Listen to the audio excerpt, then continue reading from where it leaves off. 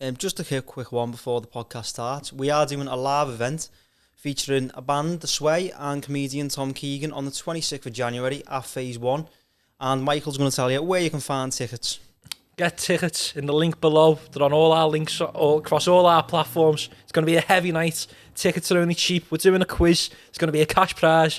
Get yourself down there. And just to add, the link will be in the description. It'll also be on our Instagram. And if you want to type in the 10th pint quiz night, it'll also be on Skiddle. Get yourself down there. Get yourself down there for some sports and music quiz and some boss tunes and some boss comedian as well. Yes. Hello and welcome back to the 10th Pint Podcast. We're here with me, Luke, as normal, and Beefham. Yes, lad. And today we've got very special guest, footballer Lee Peltier. How are we, mate? I'm sound, lad, you? Yeah, good, thanks. So thanks for coming down. So we normally get started off with, so what was your first memory of football and when did you sort of like fall in love with the game? Do you know what? I was quite late coming into footy. I didn't start playing till I was about 9.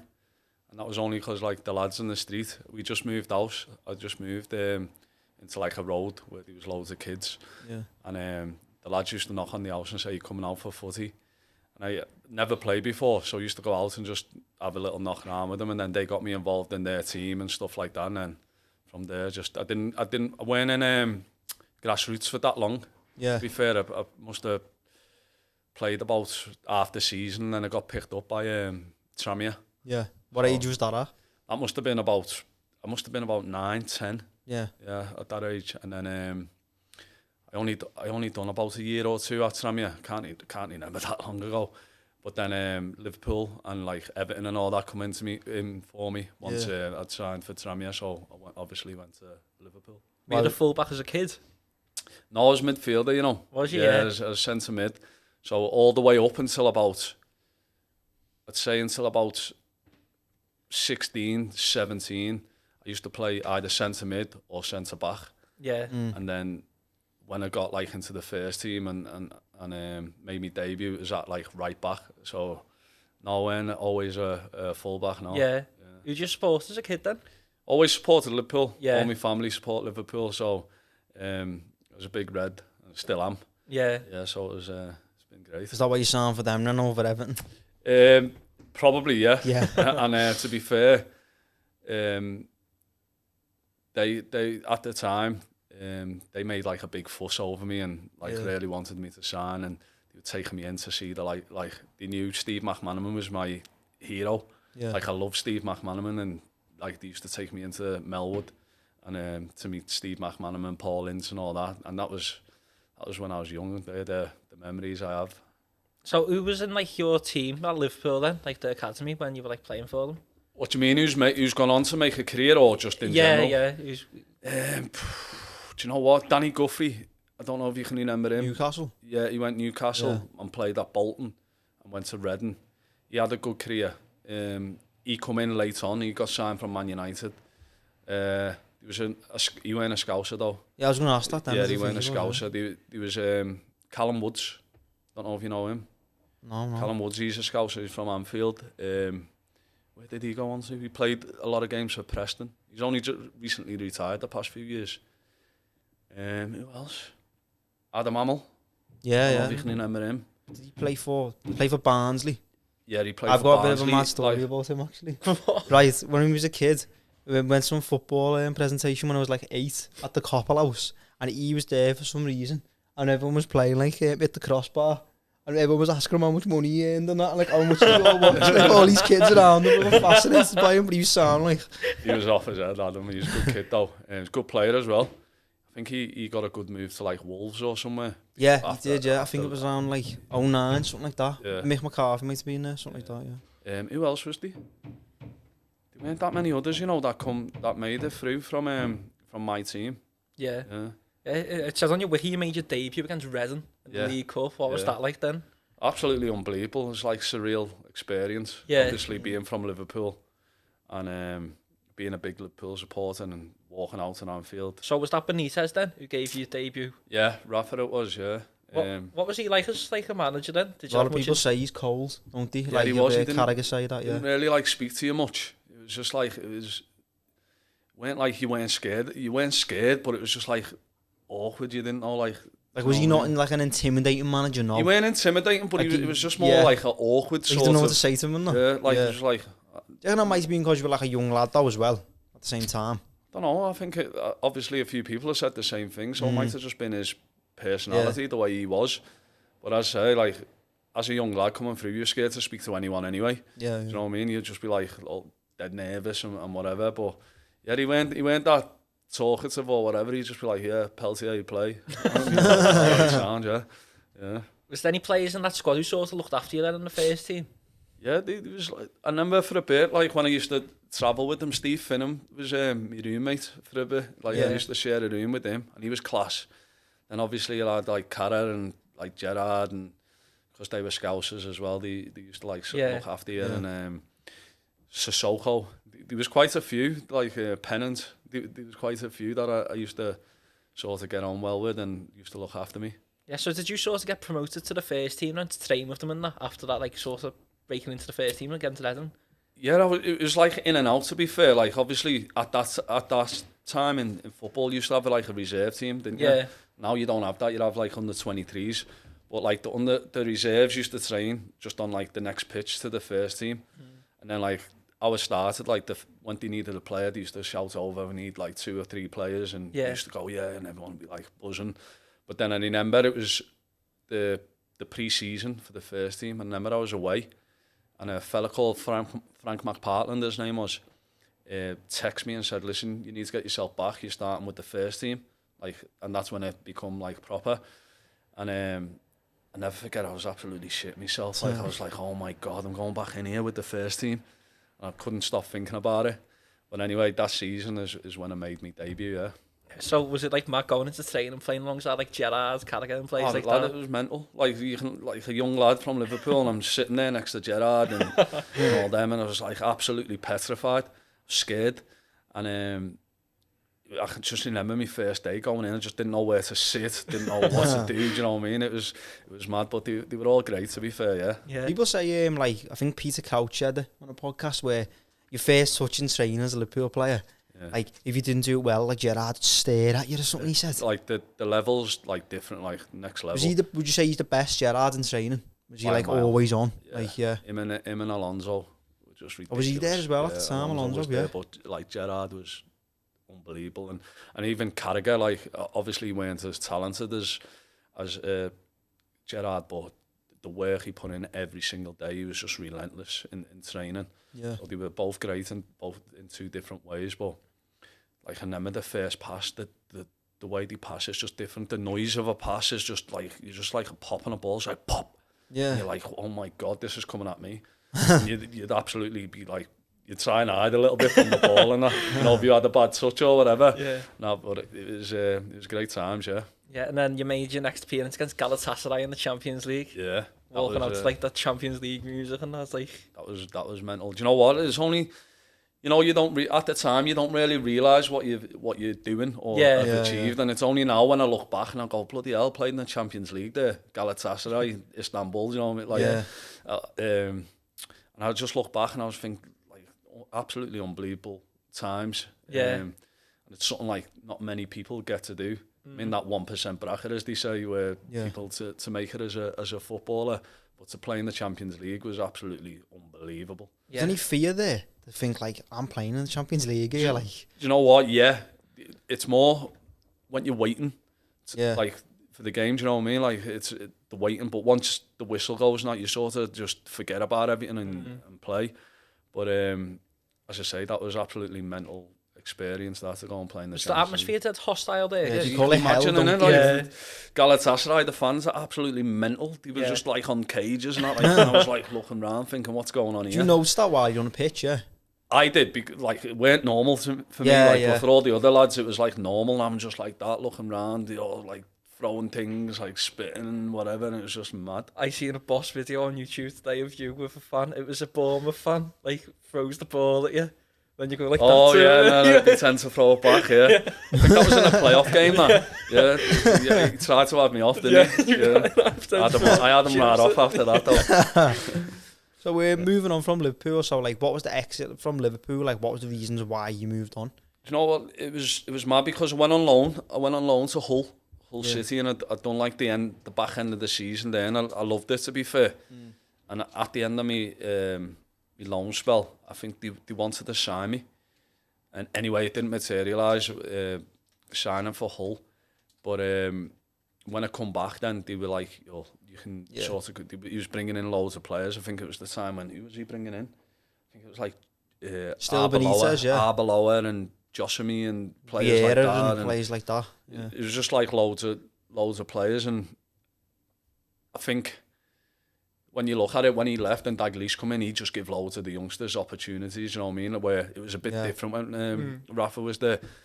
But I ended up going on loan to Yeovil, which was mad because it was totally two different contrasts, you know, like absolutely one of the best clubs in the world to like a League One in the Midland, Somerset, like nowhere by myself.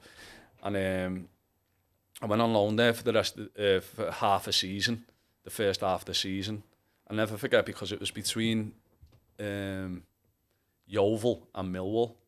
And at the time, because I just got into the first team and all that, I was around Liverpool thinking I was a bit of the boy and that, you know, like going out and all the clubs outside News Bar walking straight in. And, like, you know, like I look back at it and I think, you know what, fair play, like you enjoy it, you know, while you did.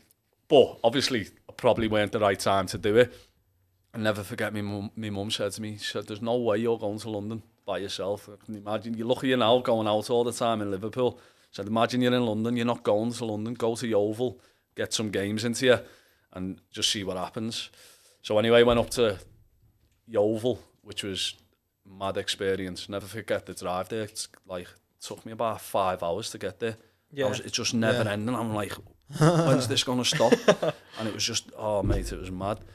So I played the first half of the season, then ended up extending my loan for the second half. And then it was mad. It was a great experience though, because I was up there, I was by myself. It was hard because I was in the middle of nowhere. You're in a hotel or you're in like an apartment? Do you know what? Up in Yeovil, there's not much there, you know. So it was mad. I was staying in like this flipping B&B at the side of... No, I'll tell you what, like, the first night he said to me, you're staying at this place, it was called, I'll never forget, the Globe. So I was like, sound, yeah, no problem. So I'd gone training and he said, like, listen, someone will show you where this hotel is. Yeah. So I went down there and he stopped at this pub. It was a pub, so I parked up and he took me in. He goes, yeah, here's your key and that. You just go up them stairs now. Staying on the top of a pub. I rang me ma straight away. I said, listen, I'm not staying here. Do you know what I mean? Like, I'm staying on the top of a pub. I've just come from Liverpool to staying on the top of a pub. So my head was gone for the first bit. And then I ended up in a not so much better place, but at the side of a restaurant in like this little, it was mad. And then anyway, a few of the lads, the younger lads, got a house and they had a spare room, so I was able to move in with them, which made it a lot easier for me. Yeah. But I never forget, like, first half of the season, and I got really bad homesick. Like, because I've always been in Liverpool, like, never left Liverpool, love Liverpool. And I was up there and I was just like, I can't do it. And then the manager pulled me in, and I sometimes, you know what I was doing? I was just driving home after training, 5 hours. And I was leaving, like, Liverpool. I was going home just so I was home. Then I'd leave Liverpool at like 5 in the morning to get to training for 9. You were doing that every day? Not every day, but when my head was gone. Yeah. Do you know, like, people don't realise what it's like for sometimes, like, young players going away, do you know, from home, leaving everything behind and, like, being somewhere they're not comfortable by themselves and stuff like that. And then in the end, the manager come to me and he said, listen, you can't keep doing this. I said, look, I'm going to have to go back then. He said, tell you what, he said, go to Liverpool up until, like, a Thursday. And then after the Thursdays, on the Thursday, travel up to us, and then you've got Thursday, Friday. So I'd done that for a bit until, like, got myself together, which worked, and I ended up staying there the full season, to be fair. Yeah, at Yeovil, I was looking on you, you were playing more or less every week there, weren't you? Like, consistent football. Yeah, and that's the great thing, as a young player, still young at the time, and I needed the games, I needed the experience. It was a proper men's footy. You know what I mean? I was going to a team where they were fighting for their lives, fighting to pay the mortgages and stuff like that. I'd never seen anything like it. I was used to getting everything done for me, like literally. Yeah. So it was a great experience and a great learning curve. And I think if I was to give any advice to young kids thinking about going out to play, I'd be like, just go and play, get the games under your belt, and you don't have come away from it better. Do you think like a lot of young players now sort of get stuck in between that, like, under 23s, sort of youth football still, and then the first team. You see a lot of Everton, don't you? You get loads of players that have played like 30, 40, 50 games for the under 21s, and then you just never progress. I think, me personally, I think the under 23s has killed it a bit. Because I remember when I was coming through, you had your under 18s, and then if you were good enough, you go to the reserves. And then from the reserves, the people who didn't play in the first team of a weekend would play in that reserves game. So I'd be playing in the reserves with like Robbie Fowler and all different sorts of first team players, and you knew you had the standards were high because they were playing in the games. Where now I think the 23s football is like, if you're still playing 23s football, I think it's really hard to go into the league and forge a career. I think you need to go early and just get it out the way and just play. Was Nathan Jones the Southampton manager now? He was the assistant to Yeovil, where what was he like? Well, the first half I played with him, he was in my team. Oh, was he? Yeah, so he was obviously a lot older than me, a lot older than me, but he played left back and I was playing right back. Oh yeah. At Yeovil. So I played the first season with him because I'd done 2 seasons down at Yeovil. So the first season I played with him, and he was a proper boss lad, proper good lad. Still like keep in contact with him now if I see him or a little text or whatever. And never really thought he'd go into the coaching side of it, but obviously when he finished, he did, and he by the sounds of it, he's a really good coach and he's done really well for himself. Yeah. I laugh, like he's been about, hasn't he? Yeah, he's had some great jobs. I think he was with Gus Poyet for a long time. Then he had a big job at Stoke, didn't he? Done brilliant at Luton. And obviously he's just got that to Southampton now, which is amazing, yeah. They play us at the weekend of Southampton, don't they? No, not looking forward to that. That's it. Who's the best like manager tactically? Tactically, bloody hell. I've had that many managers. Just from recent times, I'd probably say Slaven Bilic at West Brom. He was unbelievable. He's a great fella. First and foremost, he was just a great fella. Yeah. Like, you stop and you just talk, how are you? How's the family? Yeah. How's this? How's that? Do you know what I mean? He was just boss and all the staff. But when I went to West Brom, he had them going, like he had them flying, and he got promoted to the Prem with him. But I thought his coaching and his tactical play was really, really good. Yeah. After Yeovil, you went to Huddersfield. Yeah. What was it like at Huddersfield then? Huddersfield was boss, probably the best time of my career. Yeah. At the time, I got bought. Lee Clark signed me, the old Newcastle player, Lee Clark. Yeah. So he signed me at Huddersfield, and it was boss, mate. They had loads of boss young players. We had a boss team, unbelievable team, and we were in League One at the time, but they had a bit of dough, they had a bit of money, so they were just throwing it and just buying all the best young players and giving them like decent money. So we all thought we were the bollocks, didn't we? And we just absolutely enjoyed it. We were smashing teams every single week. Like, I think we went on a mad run of like 20 odd games unbeaten. We had the unbelievable dressing room, and we just had like a laugh. It was class, mate. And there was a few Scousers in there, like Gary Roberts. I don't know if you know him. Yeah.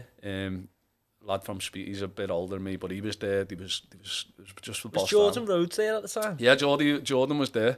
I seen him a couple of weeks ago, and such a boss lad. Proper nice lad, best lad. It's one of them. If your daughter come home with him, you'd be like, yeah, all day. He's like unbelievable. And when he was on that run, scoring like loads of goals. He scored like 40 goals. You know, a few years ago now. Like Geordie's just always bang. He's had an unbelievable career. Yeah, I never forget like when we just bought him. And he was absolutely flying. He was flying in footy, and we played Tranmere at Prenton Park. And I don't know if you should remember him. They had a centre half called Ian Goodison, big Jamaican fella, big dreadlocks. I think I know him from FIFA. He was a legend at like Tranmere, and Jordan was like ripping him apart, like, and whatever. And this Ian Goodison was a horrible fella, mate. Like, he just dirty, do you know what I mean? Just went and wham, elbowed him and knocked his 2 front teeth out. And like, he just went bang, and I'll never forget, it just went for half time. And he come in and I was like, "What's up, Jordan?" He looked at me as like me teeth at the back of him. Felt sorry for him because he was the nicest fella ever. But Jordan's went on, he's still playing now and he's still scoring. But remember the times he went on to Blackburn and all that. And Yeah. done I really think he played for Middlesbrough in the Premier League as well. Yeah. Done well. Yeah. Didn't you get to the playoff final with Huddersfield too? Yeah. Got to the playoffs twice. I mean, 2 seasons there. Got to the playoff semis and the playoff final. And I don't know how we didn't go up with that team. It was just mental. So the first playoff semis was Millwall. And that was just mental. Like, you can imagine down at Millwall semi-final of a playoff. And I just remember bottles were coming in, all the shouts and all that. It was absolutely I think what it was, when we went to Millwall, we were a young team. And I think we just got intimidated by it. Like, the atmosphere and all that. Because it was a full house and everyone was going mad. They battered us. And we battered them every other week. But that day, at the Den, they just battered us. And then the next one, we got beat at... I think the final was played at Old Trafford. I think Wembley was getting done up at the time. And we played Peterborough. Yeah. And they beat us. I couldn't believe they beat us. And I'll never forget, after that game, we had a few good young players who were a few clubs wanted them. Yeah. If we didn't go up, because they were ready to move up to the champ. And I'll never forget, after the game, Dean Oyle, who was the owner, come up to me and he was like, listen, thanks for everything you've done, but we're going to accept an offer from Leicester for you. Right after the game. After the game? Yeah. He always said to me, though, listen, if we don't go up, I'll never stand in your way. And I still have a great... Did you want to move then? Did you want to try and go again for it next season? No, I wanted to move. I think I wanted to move. I'd done 2 years and I was flying. I was it was the right time. And Leicester just got Sven Goran Eriksson. And I was like, I can't say no to going to Leicester with Sven. And again, they just had new owners, the owners that are there now, the Thai owners. And they were having a good go. So I was like, I can't say no to that. And they agreed the fee. And to be fair, Dean stuck to his word and said to me, listen, you can go. Yeah. He said, and I said, top man. Yeah. Yeah. It says on your wiki it's for £1 million. Is there any pressure on you when you see transfer fees and that? You know, not really. I think you just leave all that to your agent. They just discuss and whatever. And not really. It's never really. But I think I'll never forget though, because I was still young at the time. This was years ago. And I think it ended up being, I think there was all clauses, so it ended up being about 1.2 million or whatever it was. And I never forget thinking, go ahead, lad. At the time, now £1 million just standard. It's like, Daddy, here's £1 million. But back then it was like, I never forget thinking, do you know what, £1 million? Go on, you're all right. You know what I mean? But yeah, it was class, mate. Yeah, what was he like as a manager? Sven? Yeah. Sound, mate. Absolutely. Oh, mate, you wouldn't believe it. I never forget the first pre-season trip we went on. I don't even think he knew my name, to be honest with you. He just I just brought him in, but he was just dead cool, just dead charismatic. Do you know what I mean? He's a nice fella, and he took us to Sweden. Yeah. On our first pre-season trip, and it was for about 2 weeks. And obviously he's a king over there. Honestly, he was like David Beckham. Never forget, we all went out for some food. And we were in this restaurant, and there was this group of girls behind us, stunning, models and all that. And we were all sat on the table, and Sven was just sat there. The waiters come over with a number and said, Sven, the girls have sent you this number. Lads like that, you got all young lads in there, and he'd give the number to Sven. But it was boss, mate. He didn't last that long there, Sven. But he just went. He just went mad, just signing loads of players, and it just didn't click for him. So after I think it was 9 or 10 games or something like that, he got sacked. But he signed he was signed Jermaine Beckford, David Nugent. Yeah. Don't know if you remember Gelson Fernandez, Kasper Schmeichel. He was signing all big players. Yeah. So obviously the club had big expectations because he was signing them and putting them all on good money, and it just didn't work out for them. But they still getting 30-odd thousand a week. Yeah, it was unbelievable. Yeah, it was class. Yeah, it was a massive club. Obviously, the training ground then was all right, but they've just got a new facility now that's meant to be even better. But them new owners have just transformed the club and seem like they proper invested, even in the area too. Yeah, no, you never hear anyone have a bad word to say about their owners, do you? No, they're really good owners. I think obviously.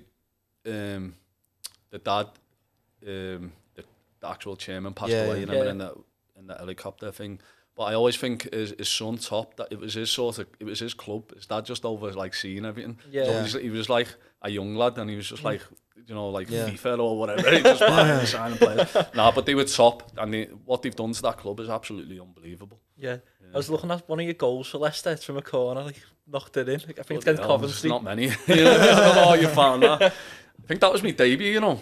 Yeah, Might have been my debut, and obviously it was a derby, Leicester Coventry derby, and it's proper scenes like on the video. Yeah. How was that derby like compared to the other derbies that you've played in?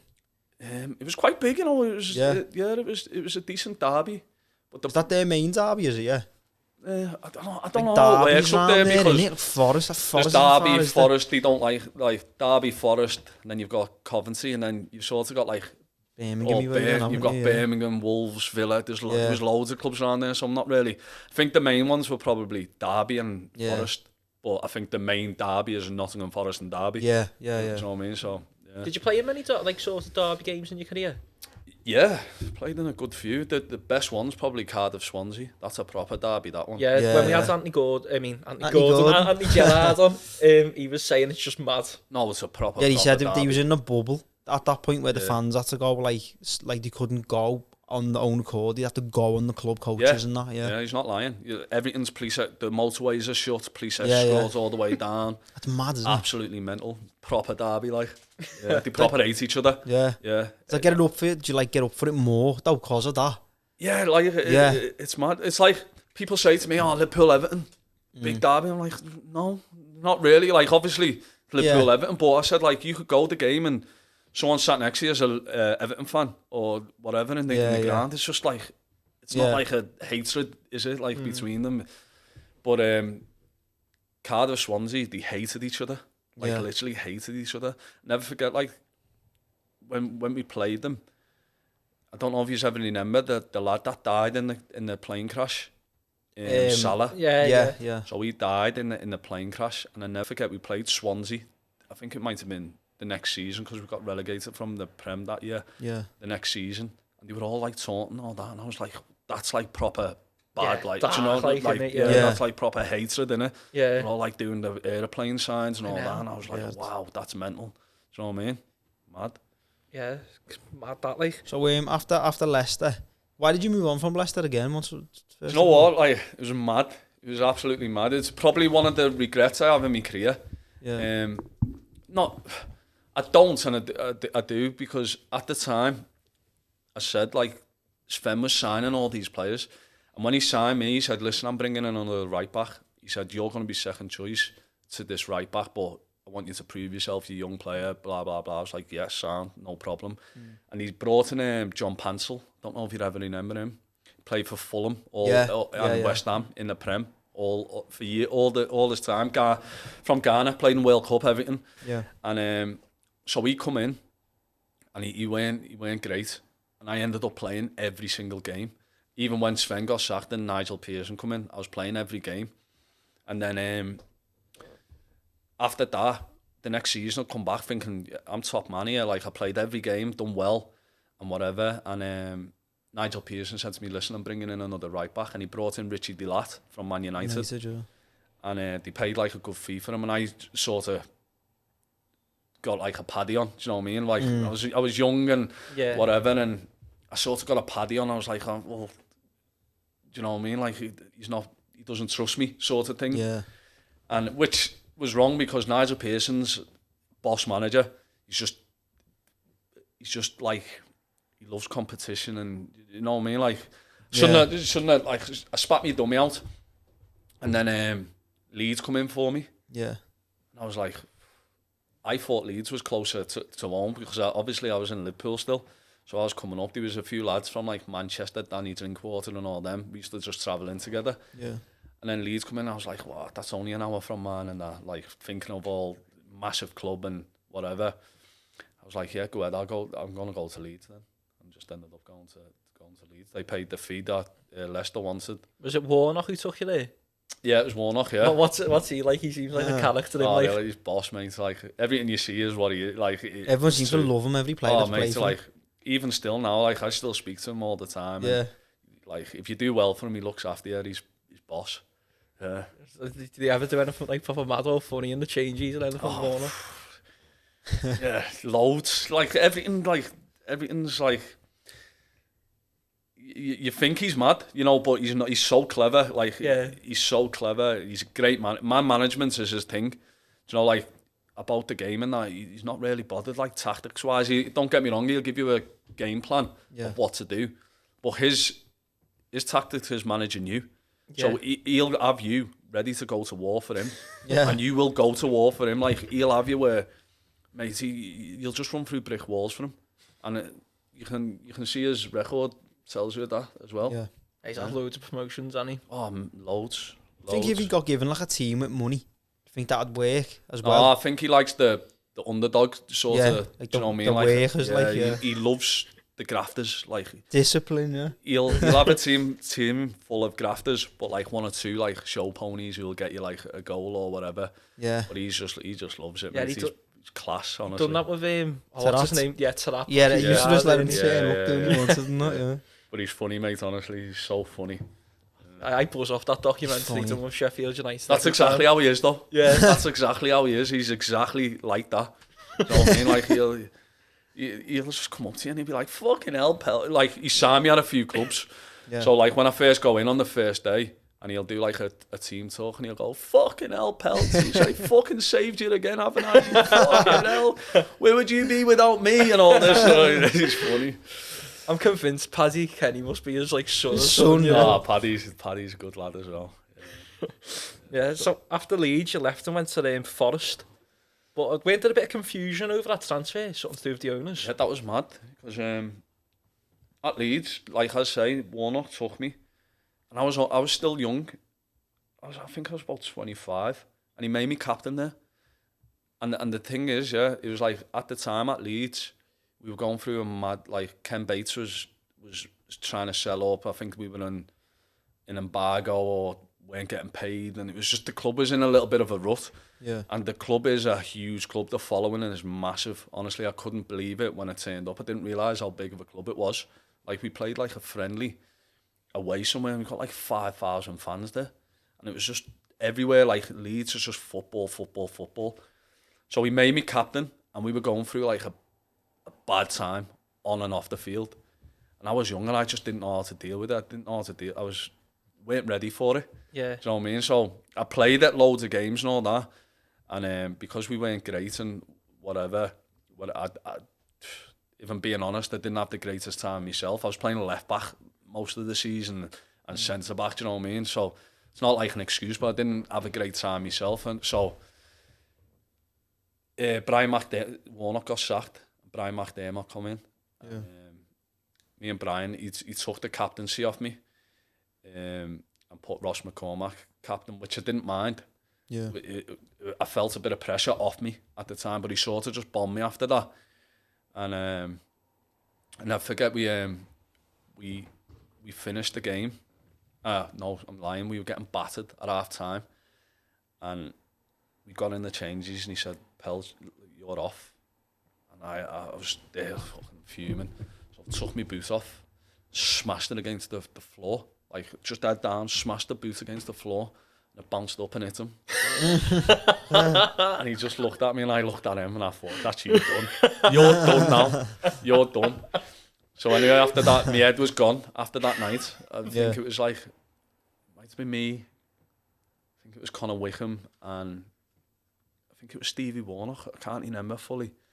Went out after it, and I was having a few drinks, and in Leeds you can't go anywhere, like, we tried to find a quiet bar and whatever, and obviously only went out for a few drinks and that. Next morning I come in, and the gaffer's like pulled me into the office, and he's gone, was you out last night? I was like, yeah, I only went out for a few. And he went, I never asked you how many you went out for. He said, was you out last night? I said, yeah. He said, what score did the game finish? It's like, we got beat I think it was 4-0 or something. And I was like, yeah, we got beat at 4-0.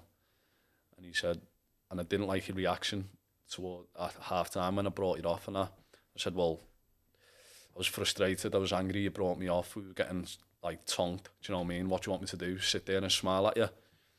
So anyway, he just said, like, listen, you can go, whatever. So I said, son, no problem, I'll go. Do you know what I mean? So within that day, it was mad. It was mad. Obvious. Thinking of it now, it was absolutely mental. So within that day, I spoke to my agent. And my agent, I said, listen, he said, I can go. I said, he was like, well, you can only go on loan somewhere. So I said, sound, yeah, just get me out. I want to go on loan. So he rings me back a couple of hours. He said, you never guess what? I said, what? He said, Warnock's getting the Forest job. I said, is he? He said, yeah, and he wants to sign you. I said, sound, and I'm have that all day. Forest, massive club again. Yeah. It was like fucking unbelievable. So he said, I get him to ring you now. So Warnock's rang me. He said, hiya, son. He said, just in the pub. He said, I'm just waiting for the final little bits and bobs of this contract. He said, I'm just right near the training ground, so I'm going to pop over. He said, you make your way down now, get everything sorted. And by the time you're sorted, my thing will be sorted, my contract and all that. So I said, sound brilliant. Flew right across to Nottingham. Said to the gaffer, and I'm going Nottingham. Flew down to Nottingham, me and my agent. And went into like the reception and that. And everyone's just staring at me. I'm like, this is weird. I'm like to my agent, this is weird. No one's come out or done anything or asked anything. Everyone's just walking past staring at me. So my agent goes up and says, Lee Peltier's here, he's going to sign. He said, oh yeah, just give us a few minutes. The chairman, I think it was Fawaz, I think he was like a Saudi fella or something like that at the time. He was meant to be mad. Well, he was mad. He said, he'll be out with you in a minute. I was gone now. So I've rang Warnock, said, listen, what's going on here? He said, oh, son, just give me 5 minutes. We're just sorting out all the last little bits and whatever. So as the phone's gone down, this Fawaz has come out and goes, hi, Lee, whatever, come into the office, let's get this sorted. So I said, sound, yeah, gone into the office. He said, yeah, loan, whatever. And I found it strange because he was like, where'd you play? I was like, what do you mean? He's like, what position do you play? He was like, I see you in the centre mid. And I was like, centre mid? I was like, centre mid? I haven't played centre mid since I was a kid. I was like, yeah, I was like to him, I didn't want to say no, I can't do it. I was like, yeah, I can do a job there. And he was like, yeah, sound. So I'm looking at my agent thinking, it's mad this. So anyway, signed all the documents and all that. As I've signed it, he goes, oh yeah, just thought to tell you. He said, Neil Warnock won't be coming to the club now. We've changed our mind, we're not having him. So I'm like, what do you mean? He was like, yeah, we're not having him. So I've come out the room now with my agent. My agent's like, what the hell's going on here? He's rang Warnock and he said, yeah, I don't know what's going on. Whatever. He said, go in there and just cancel it. He said, because obviously I'm not down there. And at the time I had Bolton in for me as well. So I was like, oh, I'll just go to Bolton now. Yeah. So I was like to my agent, ring Dougie, I think it was Dougie Freeman who was in charge. Ring Dougie Freeman and tell him we're coming down now, we're signing there. So we've gone back in to say, listen, cancel them papers. And he was just like, no. Just wouldn't cancel them, so I had to stay there. So just, do you know what, like, it was, I had a great time there, do you know what I mean? It was a great club, but it was just the maddest transfer ever. Well, I've never heard of a transfer surely like that's that. Illegal to make you... Surely you're able to cancel. I'd signed the documents and he was processing. Yeah, if you're saying you don't want to play for the club, surely he wouldn't want you there. No, but if you... I don't know. That's mad. Anyway, ended up staying there. And had a good time there, to be fair. Had a good time, played all the games in centre mid as well. And, when Stuart Pearce manager at one point? He was managing next season, to be fair. I'd done well there. And the next season, Stuart, they never had a manager until the end of the season. So, like the academy caretaker manager come in, and he was just running it, which was sound. And then at the end of the season, when I left to go back to Leeds, I knew I weren't going to stay at Leeds. And all the people at Forest wanted me to sign a new contract. But then when Stuart Pearce come in, he had his own ideas and that, so ended up didn't work out, but I was happy. In the end, I was happy to stay there. Yeah. So when you go back to Leeds, do you have to like go back into training then, or do you? Like, yeah, you have to go back like normal, back, yeah. And then when I went back to Leeds, we had that mental fella, that Cellini, or he was mad, mate. He used to just sack players because of the numbers of the shirts they liked and stuff like that. He was absolute mental. Mad. So I went back there, and I remember going into the room, and he had like a spreadsheet of everyone's name on there. It's like chain smoking, just stunk, couldn't even see him. He was just like behind a big smoke thing. And he just went to me, name. He didn't even know. I was like, Lee Peltier, and he just went across this thing and went, yeah, too much money, you can go. And that was it. How did you even react to that? Do you know what? Like, before it was my turn to go in, a few of the lads were coming out saying, mate, that fella's mad in there, you know. He said it to a few of the lads and that. And to be fair, I wanted to go in that. Yeah. And I think we just terminated the contract, didn't ask for any money or anything like that. We already had something in the pipeline to go. Like, literally drove half an hour down the road back to Huddersfield on the same day. So I terminated, drove down the road and signed at Huddersfield. Yeah, you were only there for a short-term spell, weren't you, again at Huddersfield and then Cardiff? Yeah, it was... When I went back to Huddersfield, I had a great relationship with Dean Oil, the owner. Yeah. So on the way, when I'd finished at Leeds, he rang me, or we rang him or whatever, and he said, just come in and have a chat with me. And at the time, my best mate, James Vaughan, he was there, and he was like, listen, we want you, you know, like, come and sign me and you, lad, we'll have a laugh and all this. And I just bought into it because he was there as well. I was like, yeah, it'd be class this. And I loved Huddersfield anyway. I'd had the best time there. They always say, don't they, never go back. Yeah. And I went back and it just didn't work out the way it should have. Do you know what I mean? I think Chris Powell come in at the time as manager and that, and we just didn't see eye to eye. I got injured early. No, sorry, Mark Robbins was there. Mark Robbins signed me and I played, and then I got injured, and then Chris Powell come in and he played one of the younger lads and he done really well, to be fair to him. So he was just like, and I just said I spoke to the chairman. I just said, listen, I'm not going to be sitting around here, do you know what I mean? I said, don't want to waste your time and I don't want to waste mine. And then that's when Cardiff come in for me. Yeah. So then went up to there. Yeah, got promotion to the Premier League of Cardiff. Yeah, Cardiff was great. I had 5 years down there, which was mad because it just went like that. And it's one of the clubs that I was there before Warnock, by the way. I got into Cardiff. Yeah, Cardiff was great. He was, I don't know if you remember Craig Noon, Scouser. Yeah. Oh, yeah. Nooney was there, so I had a few mates up there as well, like Nicky Maynard and Andy Pilkington, who had been at Huddersfield with. It was just as Ollie Solskjaer got sacked. From Cardiff. I went like on that week when he got sacked. And to be fair, it was a little bit of a rebuild job there, but it was a massive club down there. Cardiff's the capital in it. Like, was Vincent Tan the owner then? Yeah, he was still the owner, yeah. Because at the start, were you there when they changed colour to red? I'd just come after that. Yeah, that was one of the maddest things like what you do at Cardiff. But he's mad, mate. Like, he's mad. Is he still there? Is he? Yeah, he's still there. Mate, he used to come at the start of every season, like pre-season, and call a meeting with the lads. And he used to come in, had his pants up to there, and he just come in, and he was mad. He used to say, "I want everyone to shoot." He said, he was going on. He was like, "The more you shoot, obviously, the more goals you score." And then he'd put like a video clip of people scoring from past the halfway line. And he'd be like, yes, this is what I need you to do. And he'd do it every single year. And then he used to make like, the fella there used to go out with like, because they were dead religious and that, they used to go out with like rice and throw rice and burn stuff on the pitch and stuff like that. And they had like a little bit of a prayer room, I think, with like, it was like all Buddhas. I never went in there, like all Buddhas and stuff and that in there. And they used to get some of the strikers to go in and like pray before games to score goals and that. And like the lads were like, what's going on? But like the year we went up, they done it, so everyone was like, yeah, I'm going up there, do you know what I mean? But he's do you know what, to be fair to him though, he pumped some money into that club. Yeah. He's pumped serious money into the club, do you know what I mean? So, and I think it's just where it is at the minute. It's not in a really good place. Yeah. But my 5 years there was brilliant. Fans, unbelievable. Yeah. Stadium, unbelievable. You know, like the lads and that down there.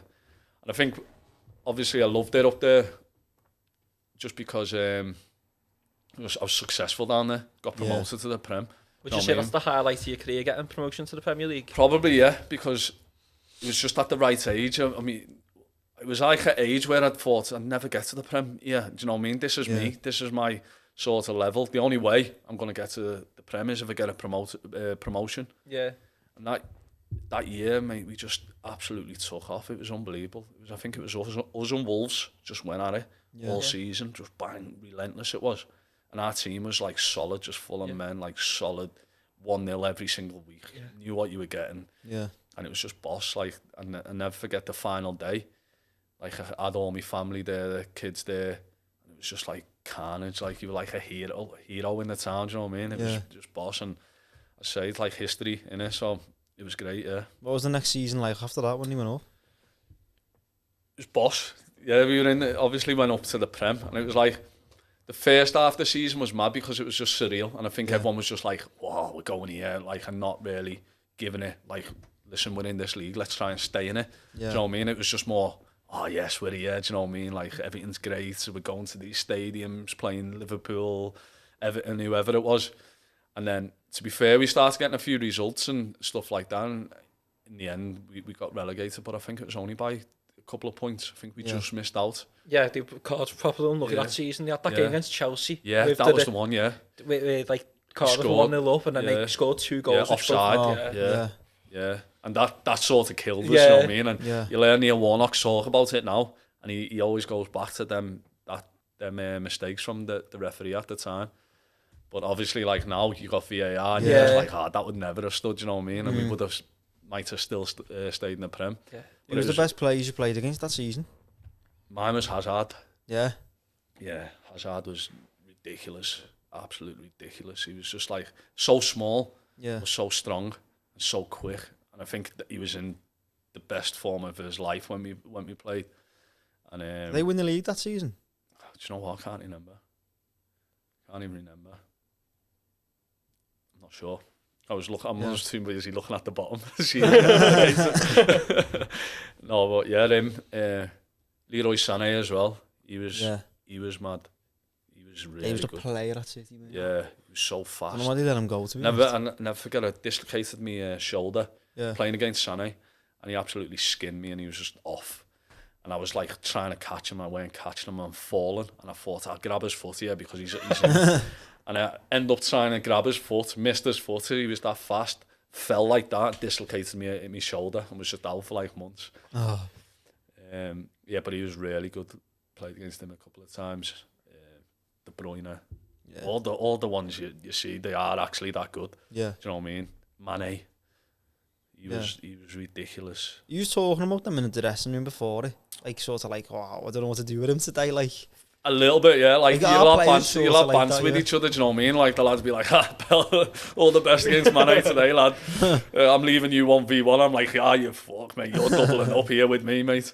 But like we'd have banter, but you know when you're coming up against players like that, you just know how good they are. Like obviously the best players in the world. Did you play with Umar Niasse while you were at Cardiff? He was mad in, mate. Oh lad, he was mad in. I never forget, I come to training one time, he was asleep in his car. It was like 8 o'clock in the morning. So, what are you doing? He said the hotel was shut. The hotel's next door. He just got in his car and went to sleep. I don't think he didn't do that great there. You know, at the first couple of games, he was a bit of a handful, but like he just couldn't score.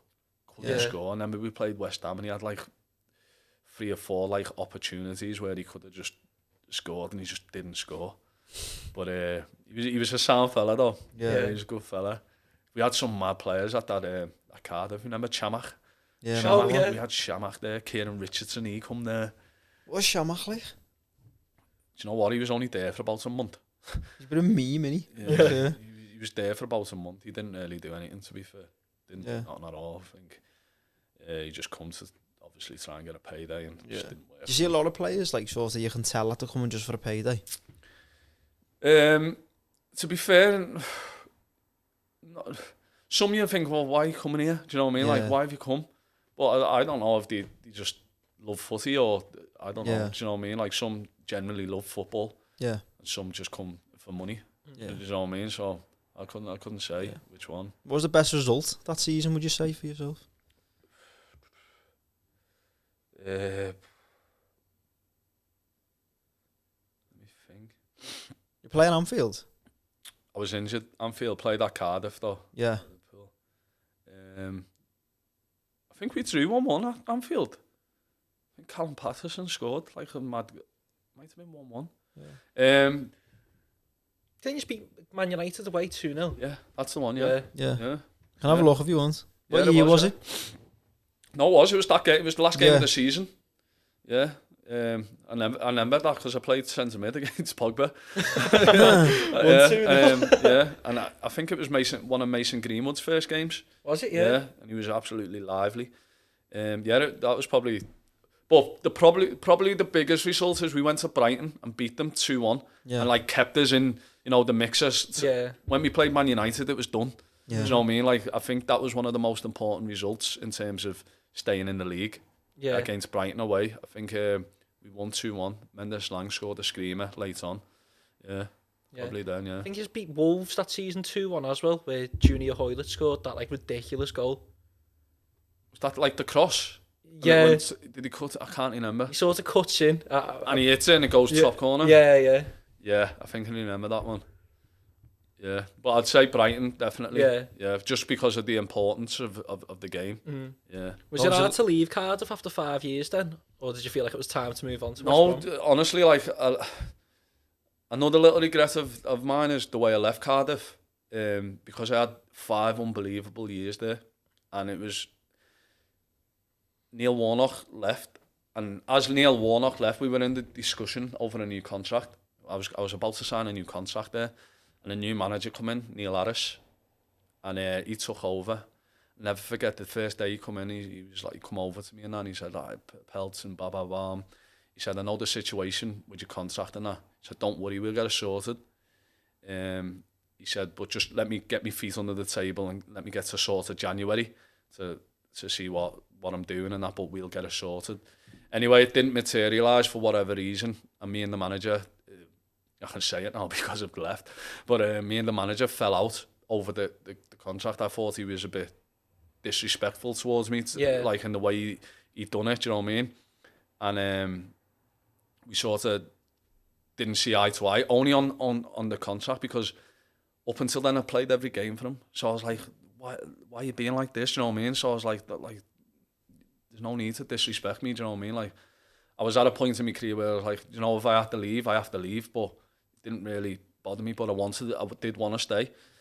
And then we sort of fell out, and then, to be fair, the phone rang, and West Brom, Slaven Bilic rang me. I said, listen, he said, we're flying at the minute. They were like top of the champ.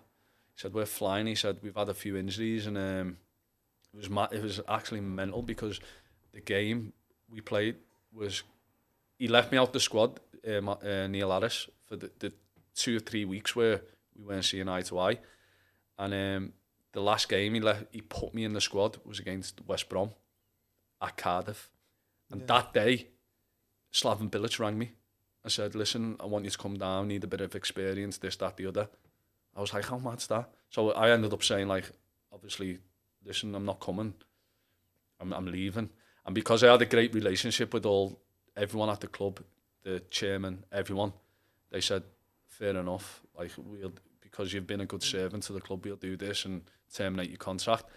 So didn't get to say bye to the fans and that, you know what I mean, like, which was hard, because listen, I've been back there as on the opposite team, but as a Cardiff player, didn't get to say bye, and the fans were absolutely unbelievable with me, and I loved every minute at Cardiff. So that was the sour bit at Cardiff. Didn't really like the way I left, but I couldn't say no to the opportunity of going to West Brom. Yeah. So West Brom in the Premier League at that time? No, they were at the top of the Championship. They got promoted that year. Yeah. Yeah. So then, literally, just drove down there and went to West Brom. Yeah. Why do you think he was like such a good manager, Bilic, and like then and Warnock? Do you prefer someone that's like that rather than maybe like a tactician type thing? Yeah, I think you get. For me personally, I think you'll get more out of the player. Yeah. Because they like care about you, and I'm not saying we need to know they care, do you know what I mean? But it's nice, innit, to know, like one thing with Neil Warnock, what he done at Cardiff, he made it like a proper family club. So he'd go mad if we went out now, if I said I was out with you two now, and someone had told him I was out, he'd go mad. Yeah. But if I said I was out with me bird, the lads and their birds, he'd be like, yeah, no problem. He wouldn't care. If he made it like proper family, everything you have to do with your missuses and all that, you know what I mean? He'd come, he'd organise like food for us to go out to restaurants, and he'd come with his wife, eat with us, pay the bill and just get off and just say, go ahead, enjoy your night. He was boss, mate, honestly, mate, like stuff like that. He was boss, like all the girls, like all the, you know, like you see cliques now, all the girls were just dead close, and it's true what he says. If you listen to what he says all his teams now, what he's had, the ones that he's been successful with, all have reunions because he created like like friendship between them, and like as I said, you'd look to your right and your left, and you'd be like, yeah, and we know we're ready today. Yeah, together. No, like thing, you wouldn't look and go, oh, I don't know if he fancies it or whatever. Yeah. You'd look and he just created like monsters. Yeah. And even now, some of my best mates are from Cardiff. Do you know what I mean? Like, and my missus's best mates are from Cardiff. Do you know what I mean? Like what he created was mad. Mm. Yeah. So after West Brom, you went to Middlesbrough, isn't it? Yeah. After that, with the Warnock again. yeah. To be fair, mate, like it was the West Brom one was mad. I knew what I was going for. Like he said, Slaven was so straight up. He was a bit similar to Warnock. He was so straight up with me and treated me so well and good. No, like usually when you're out squads and that, you're like, oh, like get a bit of a. But he was just boss with me, like with everyone. So when I signed for West Brom, he said to me, listen, just the deal to the end of the season. He said, we've had a few injuries. At the time, there was a kid called Nathan Ferguson, and he was going to go to Crystal Palace. I think he moved for big money, 10 million quid he moved for. And he said, we just need like backup, someone round the place who's going to be great round the place, bit of experience, and when you've needed, you're ready to go in. And in the end, I didn't end up playing a game. I was on the bench now, but I didn't play a game from the January till the end of the season when we got promoted. So when after the season, like towards the end of the season, when we sort of knew we were getting promoted, I was thinking, how many times up here, do you know what I mean? Like I haven't played a game. But all the lads loved me. Like I was good around the place. The gaffer loved me, Slav loved me, like they all loved me around there. And he come up to me and he said, listen, I know you haven't played in that, but we just love you like around the place, and you train well, you do everything well for us and that. He said, we want to offer you another year, even if we go up to the Prem or stay down here. I was like, fucking hell, fair play, do you know what I mean? So I ended up signing another year in the Prem with the lads and all that. But it was when it was the start of lockdown, wasn't it, that year? Yeah. And it was mad because we were in the Prem, and obviously they'd just been promoted. There was no promotion party. There was no like, do you know what I mean? It was a bit like Liverpool when they won the league. Do you know, it was a bit. And then we went into the Prem, obviously COVID again, and no fans or nothing like that. So I'd done a year with them in the Prem. Sam Allardyce come in.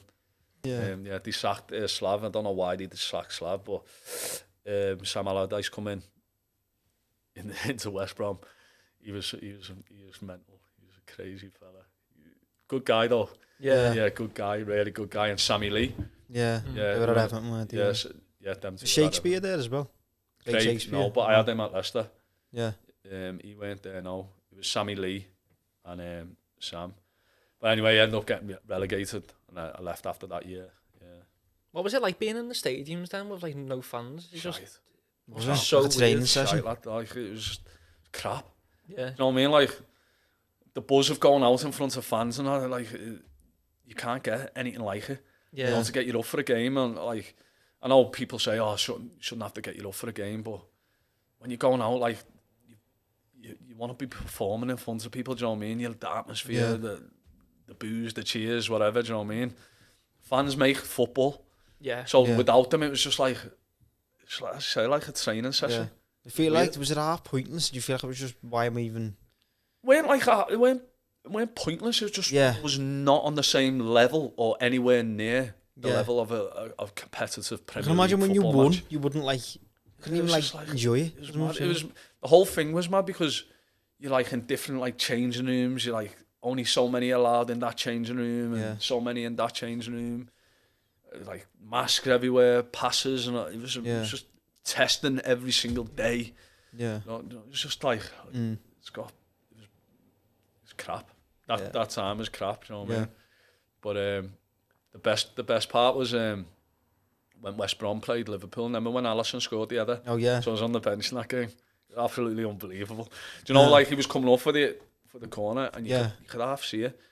And I'm sitting here talking to one of the coaches, and he's like, this league's mad, and he's like, Liverpool battered this year, and we're going to end up getting a draw out of this, I think it was last minute. And they get a corner, and you see him running up, and it was like the sea parted, it just went like that. The ball come in, and he just went boom. And I'm a big fan. I was nearly half like jumping, you know, like, because it was a surreal moment, like, and he needed to win that to get in the Champions League. Yeah. Remember when they had all the injuries at the back, and Nat Phillips and Rhys Williams were playing at the back, weren't they? And it was absolutely unbelievable. That, and I was like, to be involved in that, it was like mad. But that was COVID. Imagine that the fans were in the stadium for that. Yeah. Do you know what I mean? It was mad. But anyway, I ended up leaving West Brom after that. Done 18 months there, and do you know what? The majority of clubs I've been at has been boss clubs, mate. Like, I've had great times at the clubs I've been at. Yeah. So obviously Middlesbrough after that then. Yeah. Yeah, what was that like then? I was boss. That was great. Massive club again. Up that northeast, is it? Yeah, in the northeast. Great. Went up there. Warnock rang me and he said, "What are you doing?" He said, "Get yourself down here." He said, "Couldn't do with someone like you in the changing rooms and blah." Same again, because I'm coming to the back end of my career now. He's like, "Could do with someone like you in the changing rooms. You're not going to play every game, whatever, but just get yourself down here." Because of him, I just go, "Yes, Sam, no problem." Yeah. Went up there, facilities unbelievable. Middlesbrough fans again, unbelievable. Stadium, great, and it was good time, yeah. But he only lasted about up until the Christmas, and then Chris Wilder come in. And to be fair, Chris Wilder done really well with us up until the last game. We needed to win the last game of the season to get in the playoffs. So and we got beat by Preston, but it was good. I had a great season there, and then at the end of it, I think Chris, like, obviously coming to the back end of my career, he was just like, listen, he was boss, like, he was good, he was sound with me, he was honest with me. He just said, listen, need to get new players in, going to get a fresh batch in. Obviously, I weren't his player, I was Neil Warnock player, but he was like, listen, I appreciate everything you've done, and what have you not. And then I just thought, you know what, Sam, no problem. And after that, I was going to retire. I thought, I'm 35 now, done everything I can imagine to do in my career, like dreams that I never thought would happen have happened. Yeah.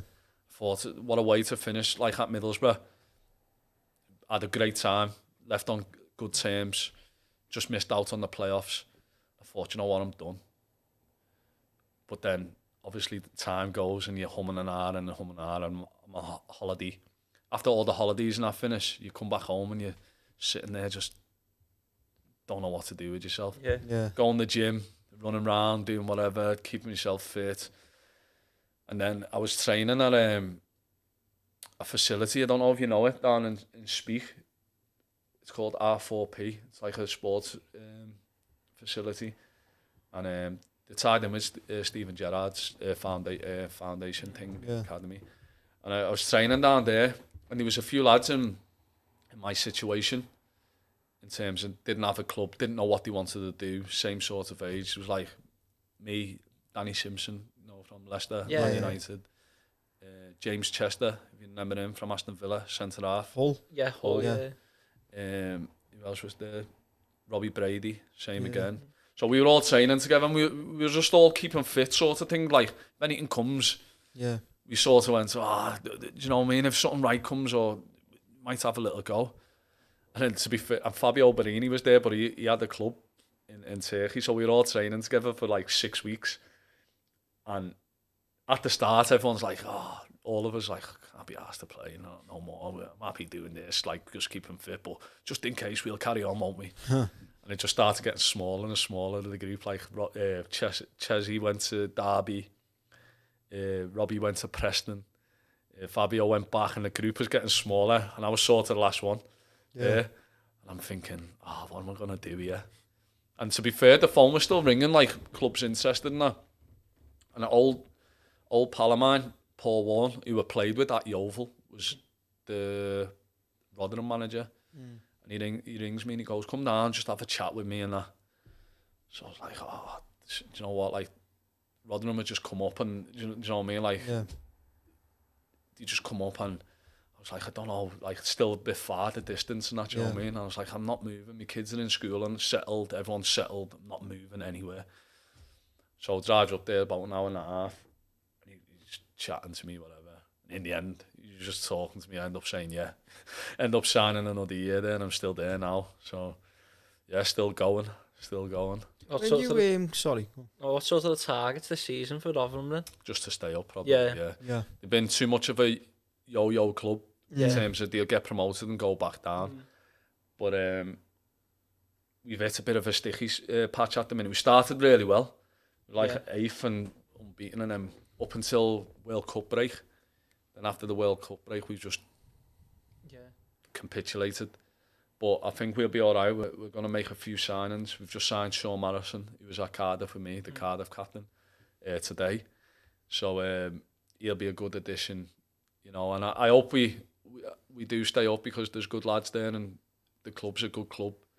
Like it's a small club, but they try and do everything proper. Do you know what I mean? And there's genuine people there that you want to do well for. Do you know what I mean? So You caretaker manager at one point. Yeah. What That was was mad. that like? So obviously the manager, Paul Warne, he went to Derby. Derby come call on you go, don't you? Like massive club. So it was international break. I was going away. I was in France, and I get a text message on my phone saying, "On Monday you're taking the team with Richard Wood." What? What's happening here? So anyway, spoke to the football director, and he said, "Listen, he's gone. The manager's gone. We've got nothing in place." He said, "You and Richard Wood are going to take over from Monday." I said, "What do you mean take over? What do you mean by take over?" "Yeah, do the training sessions and all that." I'm sitting there thinking, never done a training session in my life. I've done my coaching badges, but never done like, do you know what I mean, with the lads and all that. I'm a player. Yeah. So anyway, I ended up going in on the I think it was like the Tuesday. Me and Woody like met up and we was writing in the notepads and all that. We'll do this session and all that. Thought I was pepped, didn't I? So anyway, I was injured as well, to be fair. And we played Wigan. And Woody wanted to play. It was hard, to be fair, because we were both playing. And that week we were trying to train and put sessions on at the same time. It was just so hard, you know, like you're trying to run and like blowing the whistle as you're playing and all that. It was just hard. So halfway through the week I said, "Woody, we can't both be doing this, you know what I mean? One of us is going to sit out." And I was just coming back from injury and Woody wanted to play. So I was like, "Listen, I'll just stand on the side and you can play." So when the game came, it was like, all the lads were just giving me bands and that, like, "I'm going to put a suit on and all that." I nearly put a suit on, didn't I, to stand on the side and that. But do you know what? It was a great experience. I enjoyed it, to be fair.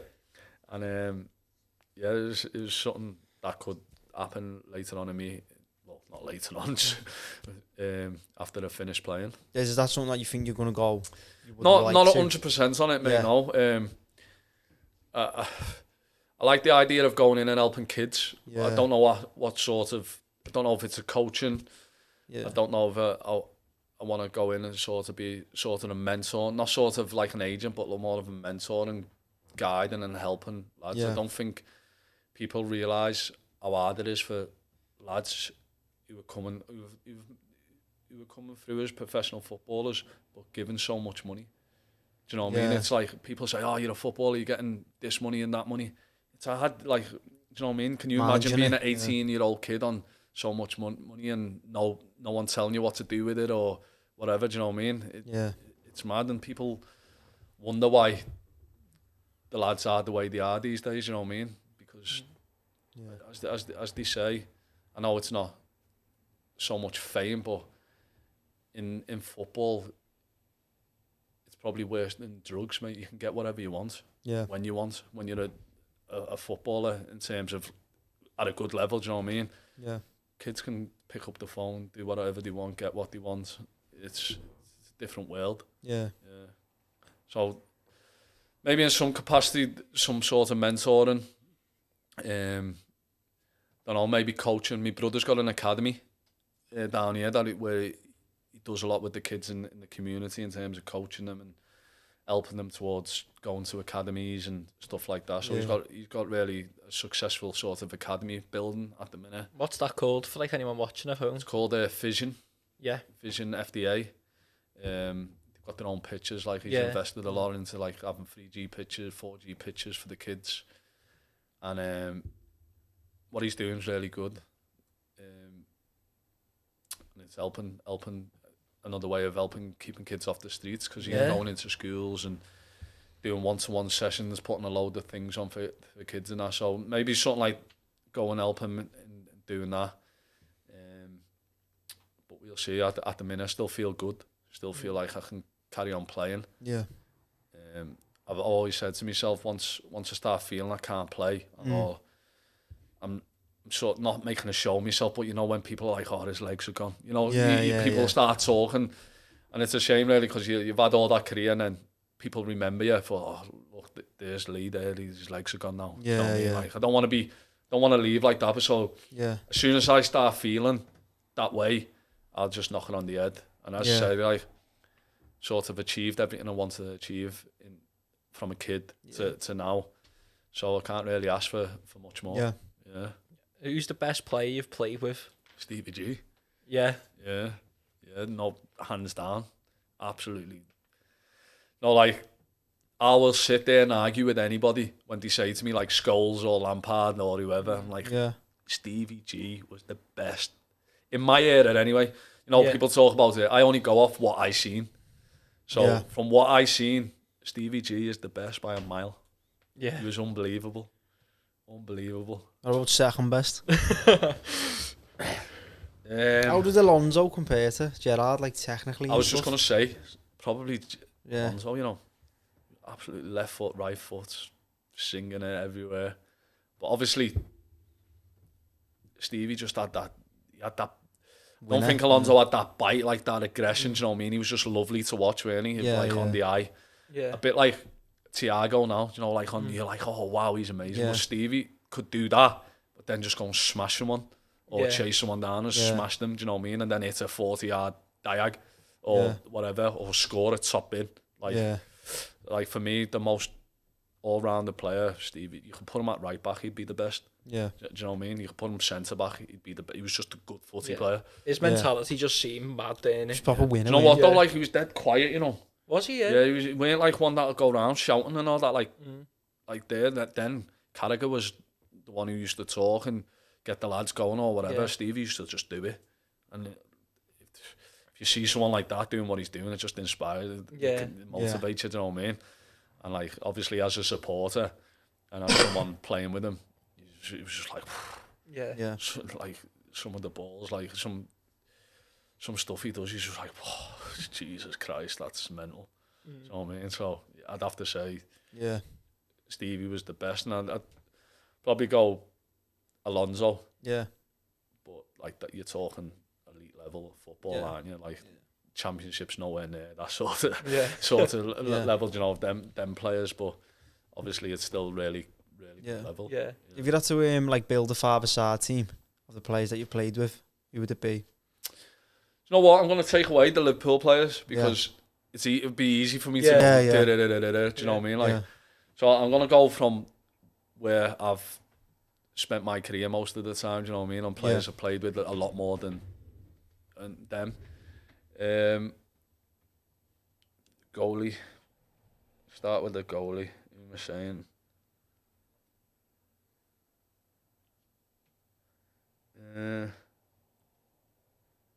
Kasper Schmeichel. Yeah.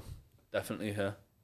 Unbelievable. Like, it's a boss career, hasn't he? No. Unbelievable career, but he's actually like unbelievable goalie. Like he's kicking and all. Like he's like second to none. I think like he could easily be in a top 4 club if he really wanted to. But I think he's been so loyal and like such a he's not. I was going to say Leicester. He's not even at Leicester no more. But he was so loyal at Leicester and the things he's achieved there. Yeah. I remember I signed with the same year as him at Leicester.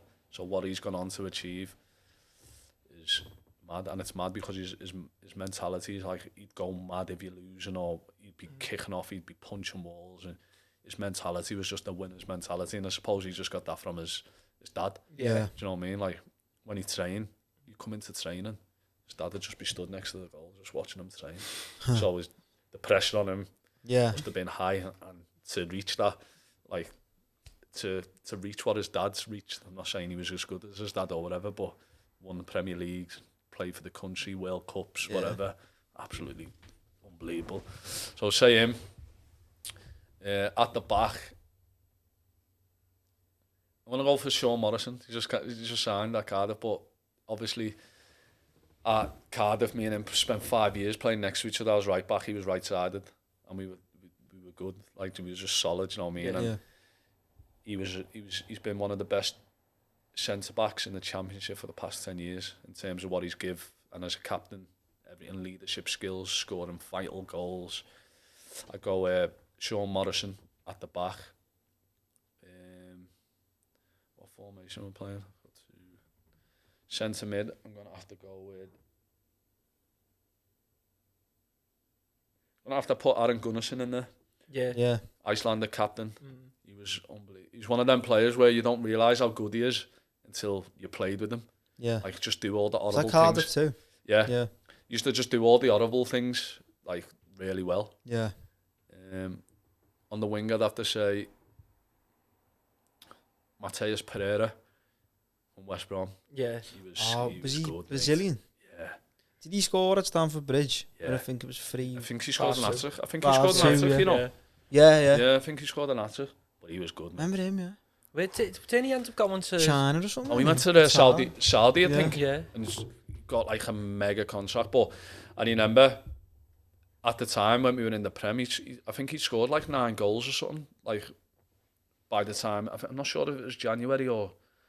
Anyway, like Arsenal and all that were linked to him, like Man U and all that. He was a serious player, mate. Like, just typical, like, Brazilian, but like, he was good left footer. Yeah. He was really good. On the other side, I'd have to go...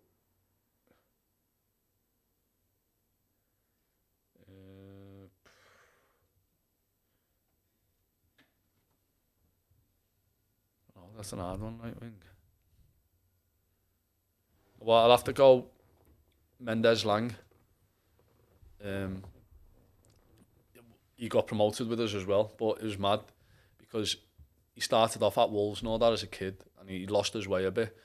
And this is what I mean about Neil Warnock.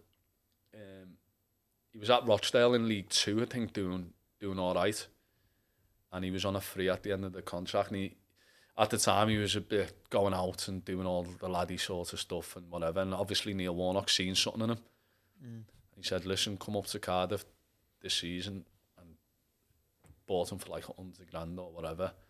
And he said, like, "Listen, I'm gonna have you like firing."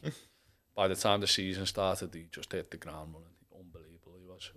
That season, he was class. Like all the Premier League clubs were coming in for him and whatever. And he done really well.